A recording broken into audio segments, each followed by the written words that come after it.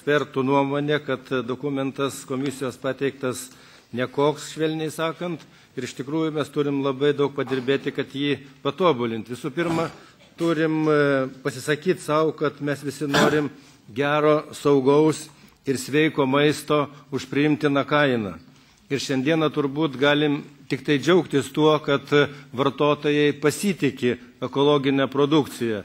Tai mus skatina, manau, ir norėčiau nuomonės ekspertų padaryti tai, kad ką šiandieną užauginam ekologiniam ūkyje, jis turi pasiekti vartotoją.